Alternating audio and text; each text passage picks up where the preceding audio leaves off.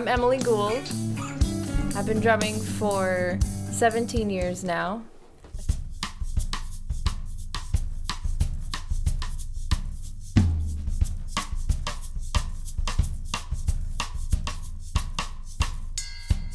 I remember distinctly, I was sitting on the couch at home and I turned to my dad and I said, "Dad, I want to learn how to drum." And he said, "Okay, we'll go get you lessons." And that was it. And we were off.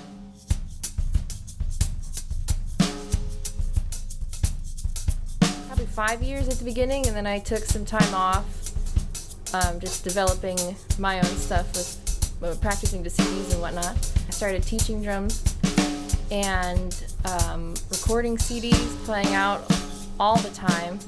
And just last year, I quit my job, and I'm now a full-time drummer.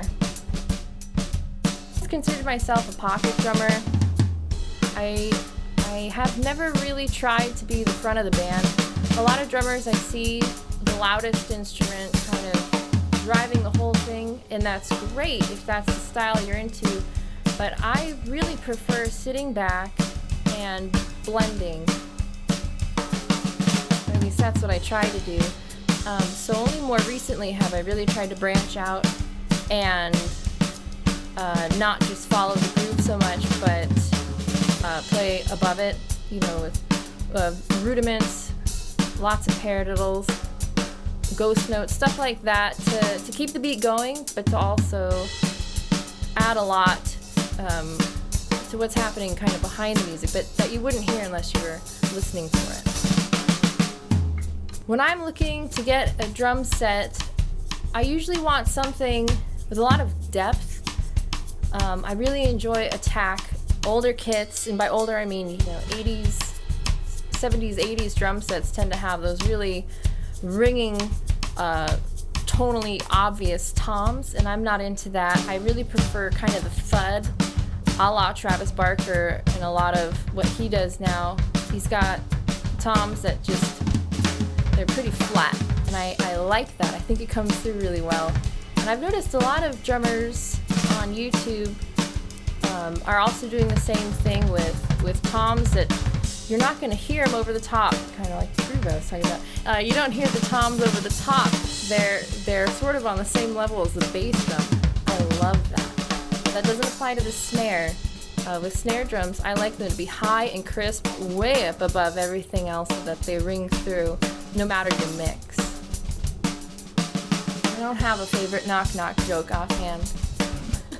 Is anybody into that?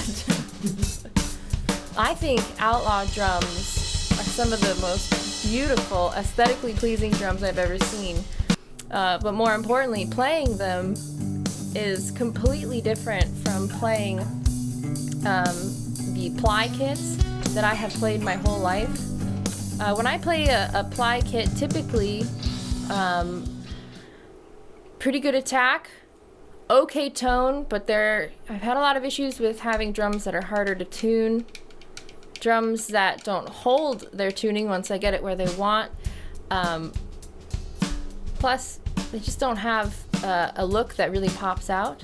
And what I've found with Outlaw Drums is that not only do the drums look amazing, but they sound really, really good. In fact, I pulled my snare out of the box and brought it directly to a show, which I know probably wasn't the best idea because it didn't acclimate to the climate super well. But it took a little while, it settled in. But I had somebody in the audience who was a friend of mine who had no idea what a good drum was.